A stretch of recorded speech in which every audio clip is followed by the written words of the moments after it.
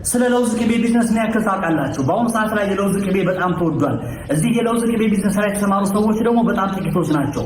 ለመሆኑ በአነስተኛ መነሻ ካፒታል ብቻ የለውዝ ቅቤ ቢዝነስ ላይ መሰማራት እንደምትችሉ ታውቃላችሁ? አታውቁም? ካላወቃችሁ ለዛሬ ከኔ ጋር አብራችሁ ከቆያችሁ በቀን እስከ 30 ሺህ ብር ትርፍ የምታገኙበትን የለውዝ ቅቤ ቢዝነስ አሰራርና እንዲሁም ደግሞ የለውዝ ቅቤ ማሽኑን የት እናገኘዋለን፣ በስንት ብር እንገዛዋለን፣ መነሻ ካፒታሉ ስንት ነው፣ ለውዙን ስንት ገዝተን ስንት እንሸጠዋለንና አጠቃላይ የሥራ ሂደቱን በደንብ አድርጌ ያስረዳችኋለሁ። ከኔ ጋር አብራችሁ ቆዩ።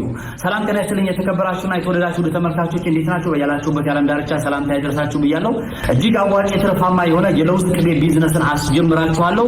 በመጀመሪያ እዚህ አሁን የምትመለከቱበትን የሶሻል ሚዲያ ፕላትፎርም ዩቲዩብ ላይ ካላችሁ ሰብስክራይብ ማድረጋችሁን እንዲሁም ደግሞ ቲክቶክ ላይ ካላችሁ ፎሎ እና ላይክ ሼር እያደረጋችሁ ተከተሉኝ። በቀጥታ ወደ ቢዝነሱ እናምራ።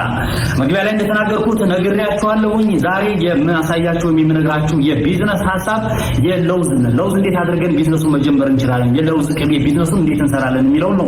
በደንብ አድርጌ እያንዳንዷ ከነ ቢዝነስ ፕላኗና ወጪዋን፣ ሂሳቧን፣ ትርፏን፣ ኪሳሯን እያንዳንዷ ከየት እንደምትገዙ እንዴት እንደምትገዙ በደንብ አድርጌ አስረዳችኋለሁ። ይህን ቢዝነስ መጀመሪያ ያሰባችሁ ሰዎች ወይም ደግሞ ለመጀመር ወደ እቅዱ ያላችሁ ሰዎች ወረቀት ላይ በእስክሪብቶ ይዛችሁ ቢዝነሱን ጀምሩ ስሉ ያብዛችኋለሁ። እንቀጥል። እንግዲህ የለውዝ ቅቤ ቢዝነስን ስናስብ የመጀመሪያ የሚያስፈልጉ ነገሮች አሉ። በተለይ 3 ብዬ ያስቀመጥኳቸው መሰረታዊ ነገሮችን እነግራችኋለሁ። የመጀመሪያው ቁጥር 1 እንግዲህ ማሽን ነው።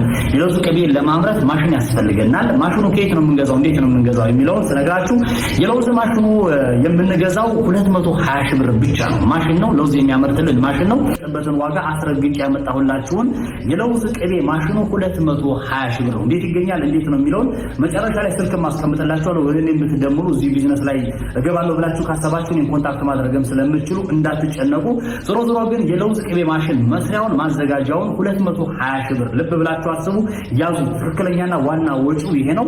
ሁለተኛ ለውዝ በአሁኑ ሰዓት ላይ ስንት እየተሸጠ ነው ያለው ብላችሁ ብታስቡ ገበያ ላይ ጥሬው ወይም ደግሞ እህሉን ብላችሁ አስቡትና ለውዝ የሚሸጠው በአሁኑ ሰዓት ላይ 200 ብር አካባቢ ነው። በ1 ኪሎ የሚሸጠው እስከ 200 ብር ድረስ ይሸጣል። ሁለተኛ ነግሬያችኋለሁ። ማሽን 220 ሺህ ብር ብያችኋለሁ። ለውዝ 1 ኪሎ 200 ብር ብያችኋለሁ። ሂሳብ የሚሰራው እንደዚህ ነው። አጠቃላይ ቢዝነስ ፕላን እየነገርኳችሁ ስለሆነ። ሶስተኛ የለውዝ ዕቃ በ15 ብር በፍሬ ይሸጣል። የለውዝ ዕቃ ማለት የለውዝ ቅቤውን አዘጋጅታችሁ የምትሸጡበት ማለት ነው። ራሱን የቻለ ኩባያ ወይም ደግሞ ራሱን የቻለ ጎማ ነገር ነው። እሱም በፍሬ 15 ብር ትገዙታላችሁ። እነዚህ ሶስቱ በተለይ በዋናነት መሰረታዊ ነገር የለውዝ ቅቤ ለማዘጋጀት የሚጠቅሙ ነገሮች ናቸው።